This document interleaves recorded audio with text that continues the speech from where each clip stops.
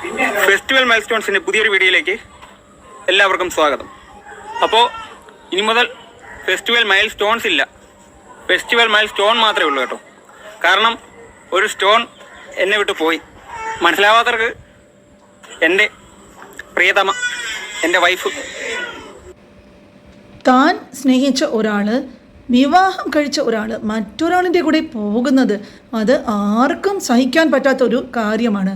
നമ്മുടെ നാട്ടിൽ ഇതുപോലെയുള്ള അവിഹിത സംഭവങ്ങൾ ഇടയ്ക്കിടെ നടക്കുന്നുണ്ട്.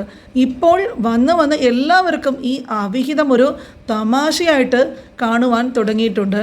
ഇതിൻ്റെ ഒരു ഭാഗത്ത് എല്ലാം തകർന്ന ഒരാൾ ഉണ്ടെന്നുള്ളത് ആരും മനസ്സിലാക്കുവാൻ ശ്രമിക്കുന്നില്ല. അതുപോലെ വിഷമങ്ങൾ പലതും ഇങ്ങനെയുള്ളവർ എന്തൊക്കെ സഹിക്കുന്നു എന്നുള്ളതും വെളിയിൽ നിന്നും കാണുന്ന ഒരാൾക്ക് മനസ്സിലാകാറില്ല.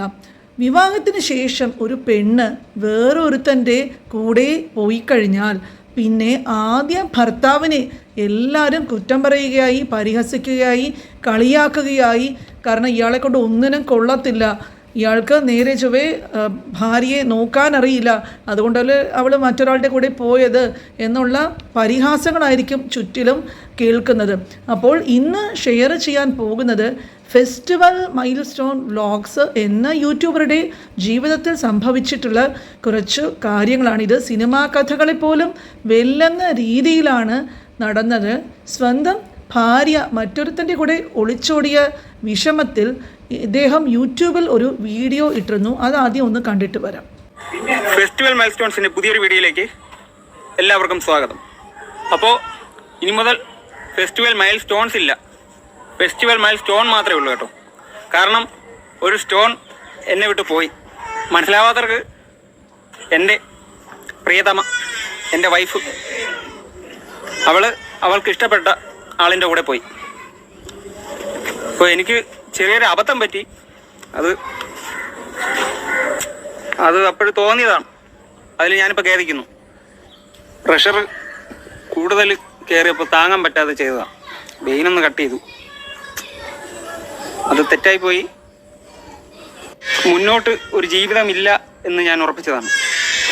പക്ഷേ അവളെയും അവളുടെ ഇപ്പോഴത്തെ കാമുകൻ അല്ല, ഭർത്താവ് എന്ന് വേണമെങ്കിൽ പറയാം, ഭർത്താവും പോലീസ് സ്റ്റേഷനിലെത്തി. ഞങ്ങൾ തമ്മിൽ സംസാരിച്ചു. അവൾ അവിടെ ഹാപ്പിയാണ്, എൻ്റെ അടുത്ത് നിന്നതിനെക്കാട്ടി ഹാപ്പിയാണെന്ന് അവൾ എൻ്റെ മുഖത്ത് നോക്കി പറഞ്ഞു.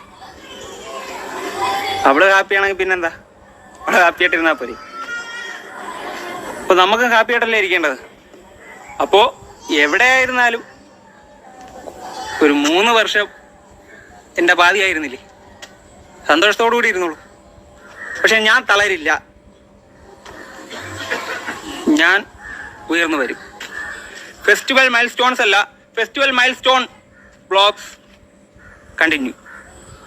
പിന്നെ അവളുടെയും അവളുടെ കാമുകൻ്റെയും ഫോട്ടോ എൻ്റെ കയ്യിലുണ്ട്. പക്ഷെ അത് വേണ്ട, അവർ സന്തോഷമായിട്ട് ജീവിക്കട്ടെ അല്ലേ. അപ്പോൾ ഓക്കെ, അടുത്ത വീഡിയോയിൽ കാണുന്നവരെ ബൈ. ഇദ്ദേഹത്തിൻ്റെ വീഡിയോ കണ്ടപ്പോഴേക്കും വിഷമം തോന്നി. ഈ വീഡിയോ ഇട്ടിട്ട് 1 മണിക്കൂർ വരുന്ന ഒരു ലൈവ് ഇത് കഴിഞ്ഞിട്ട് അദ്ദേഹം ഇട്ടിരുന്നു. സുജ എന്നു പേരുള്ള ഒളിച്ചോടിയ ഭാര്യയെ ഇദ്ദേഹം ആദ്യം കാണുന്നത് ഒരു അമ്പലത്തിൽ വെച്ചാണ്. ഒരു സിനിമയുടെ ഫ്ലാഷ് ബാക്ക് പോലെ. അന്ന് അദ്ദേഹം 7-ലോ 8-ലോ ആണ് പഠിക്കുന്നത്. ആ അമ്പലത്തിൽ വെച്ച് സുജയെ കണ്ട ഇദ്ദേഹത്തിന് ആരാണെന്നൊന്നും അറിയില്ല എന്ന് ആ പെൺകുട്ടിയെ ഇഷ്ടമായി.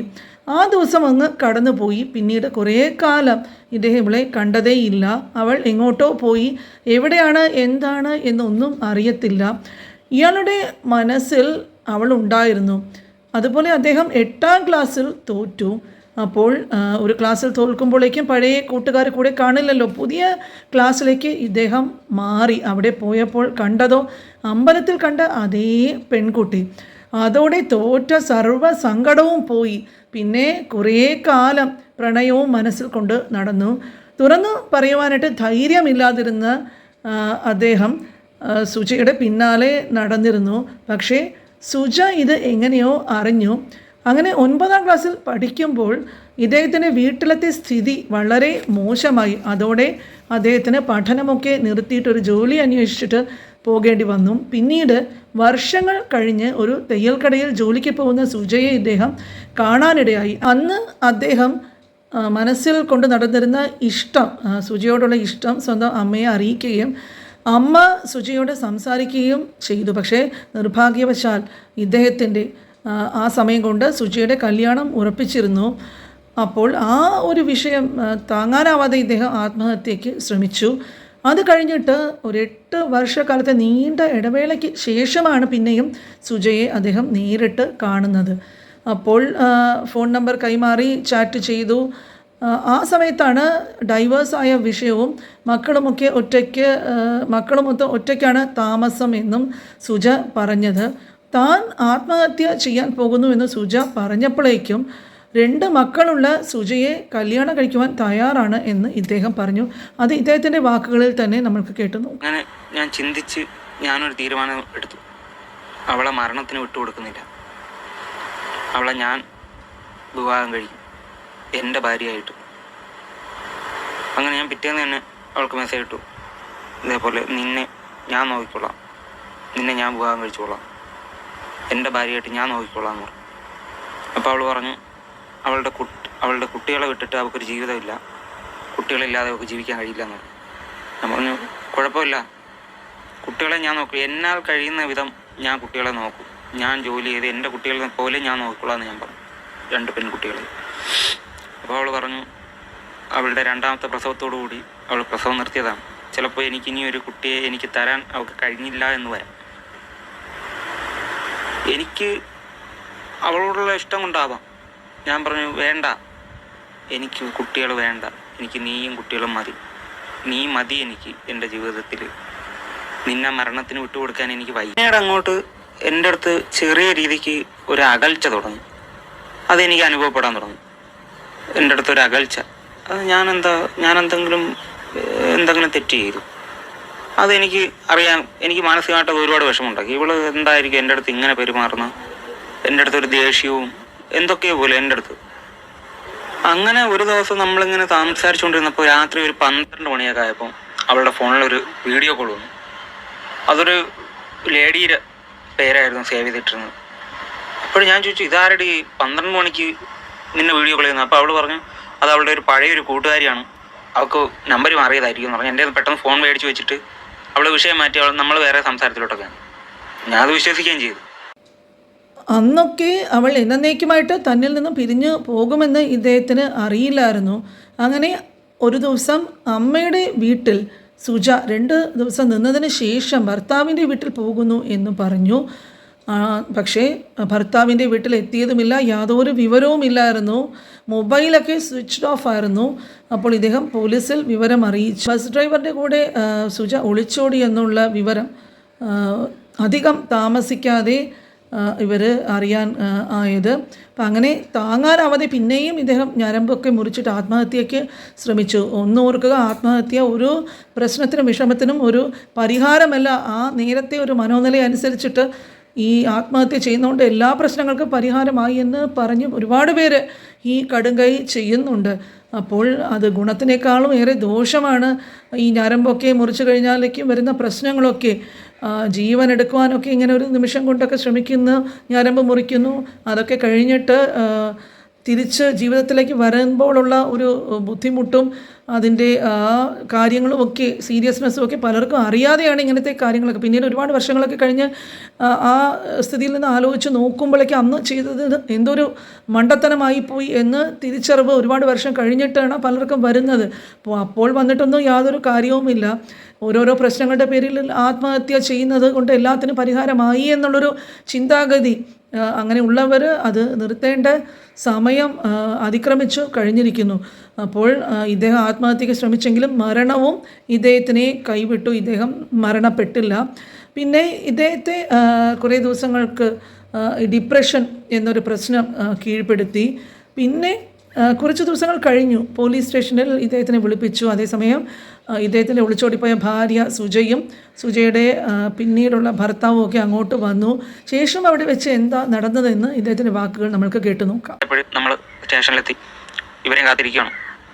ഞാൻ നോക്കിയിരിക്കുകയാണ്. എൻ്റെ പെണ്ണ് മറ്റൊരുവനായിട്ട് വരുന്നത് നോക്കി ഞാനിരിക്കുകയാണ്. അവരെയും കാത്തിരിക്കുകയാണ്. അവർ വരുന്നത് നോക്കി. അവസാനം അവർ വന്നു, ഞാൻ കണ്ടു. അവൾ അനീഷിനൊപ്പം വരുന്നത്.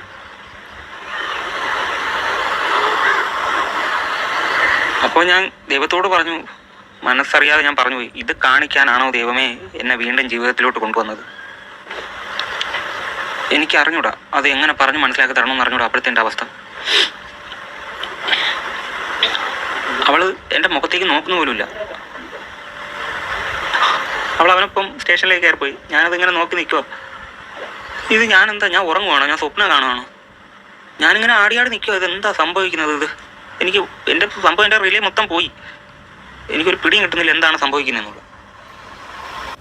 അവിടുത്തെ സാറ് അവരോട് ചോദിച്ചപ്പോൾ അവർ പറഞ്ഞതാണ്, അവർ 15 വർഷമായിട്ട് അവർ ഇഷ്ടത്തിലായിരുന്നു. വളരെ ആദ്യം ഒരു വിവാഹം കഴിച്ചു. അതിൽ 2 കുട്ടികളുണ്ട്. അതെന്താ പ്രശ്നത്തിൽ അവർ ഡിവോഴ്സായി. അവളുടെ ആ ഒരു അവസ്ഥയിൽ ഞാൻ അവൾക്കൊരു ജീവിതം കൊടുത്തു. ഇതിൻ്റെ ഇടയ്ക്ക് ഈ 15 വർഷത്തെ പ്രണയം എങ്ങനെ വന്നത് എനിക്ക്. അപ്പോൾ ഇദ്ദേഹത്തിന് പറയാനുള്ളത് കേട്ട് കാണുമല്ലോ അല്ലേ? സ്നേഹിച്ച പെണ്ണ് വിധിയുടെ തമാശയ്ക്ക് അടിമപ്പെട്ട് ഓരോ തവണയും വിധി ഇദ്ദേഹത്തിൽ നിന്നും ആ പെണ്ണിനെ തട്ടിക്കൊണ്ടു പോയി. ജീവിതം അങ്ങനെയാണ്, ആഗ്രഹിക്കുന്നതൊന്നും നടക്കുന്നത് പക്ഷെ വേറൊന്നും. പലർക്കും ഈ മനസ്സ് വളരെ വീക്കായിട്ടുള്ള ആൾക്കാർക്ക് ഇതൊട്ടും താങ്ങാനായിട്ട് സാധിക്കാറില്ല. അപ്പോൾ അവർക്ക് കിട്ടുന്ന ആദ്യത്തെ പരിഹാരമാണ് ഈ ആത്മഹത്യ എന്ന് പറയുന്നത്. അപ്പോൾ വളരെ വൈകിയാണ് ഈ ആത്മഹത്യ പരിഹാരമല്ല എന്നൊക്കെ മനസ്സിലാക്കുമ്പോഴേക്കും കുറേയധികം സമയം വൈകിപ്പോയി കാണും. അപ്പോൾ അങ്ങനെയുള്ളവർക്ക് ഈ വീഡിയോ കാണുമ്പോൾ അതൊരു പാഠമായിരിക്കട്ടെ, ഇതിൽ നിന്നും ഒരു പാഠം ഉൾക്കൊള്ളട്ടെ എന്ന് വിചാരിച്ചിട്ടാണ് ഇതിൻ്റെ പ്രസക്തി ഓർത്തിട്ട്, ഇതിൻ്റെ റെലവൻസ് ഓർത്തിട്ട് ഈ ടോപ്പിക് ഇന്ന് സെലക്ട് ചെയ്തത്. അപ്പോൾ ഈ വരും തലമുറയും ഇപ്പോഴത്തെ തലമുറകളും ഒക്കെ കണ്ടിരിക്കേണ്ട വീഡിയോ ആണ്. പല കാരണങ്ങൾ കൊണ്ടും പ്രേമം, പിന്നെ സാമ്പത്തിക പ്രശ്നം, അസുഖം, ഇങ്ങനെ ഓരോരോ കാരണങ്ങൾക്കും എല്ലാത്തിനും പല ആളുകളും ചിന്തിക്കുന്നത് നല്ലൊരു പരിഹാരം കൺമുമ്പിലുണ്ട്, അത് ആത്മഹത്യ എന്നുള്ളൊരു ചിന്താഗതി മാറ്റാനും കൂടി വേണ്ടിയിട്ടാണ്. അങ്ങനെയൊക്കെ ഒരു ചിന്ത വരുമ്പോഴേക്കും അതിന് വേണ്ടിയിട്ടുള്ള തെറാപ്പിയോ കൗൺസിലിങ്ങോ ഒക്കെ ചെയ്യാനായിട്ട് ശ്രമിക്കുക. ആ ഒരു കാലഘട്ടം കഴിഞ്ഞാൽ ആ ചിന്ത മനസ്സിൽ നിന്ന് മാറിപ്പോൾ മറവി മനുഷ്യൻ്റെ മനസ്സിലിരിക്കുന്ന ആ വിഷമങ്ങളൊക്കെ മായ്ക്കാനായിട്ട് സഹായിക്കുന്ന വലിയൊരു അനുഗ്രഹമാണ്. അപ്പോൾ കാലത്തിൻ്റെ ആ ഓട്ടപ്പാച്ചിലിനിടയിൽ ഈ സംഭവങ്ങളൊക്കെ മനസ്സിൽ നിന്ന് അങ്ങ് മാഞ്ഞു പോകും. അതിനുള്ളൊരു സമയം, ആ കൂൾ ഓഫ് പീരീഡ് എന്ന് പറയുന്നത് മനസ്സിന് കൊടുക്കാനായിട്ട് ശ്രമിക്കുക. ജീവിതം ഒന്നേ ഉള്ളൂ, അത് ഈ ഓരോരോ നിസ്സാര കാര്യങ്ങൾക്ക് വേണ്ടിയിട്ട് അത് നശിപ്പിച്ച് കളയാനുള്ളതല്ല എന്ന് ഓർക്കുക. അപ്പോൾ ഇതുപോലുള്ള പ്രധാനപ്പെട്ട സമൂഹ നന്മയ്ക്ക് വേണ്ടിയിട്ടുള്ള ടോപ്പിക്സുമായിട്ട് ഇനിയും വരാം. അടുത്ത വീഡിയോയിൽ കാണാം.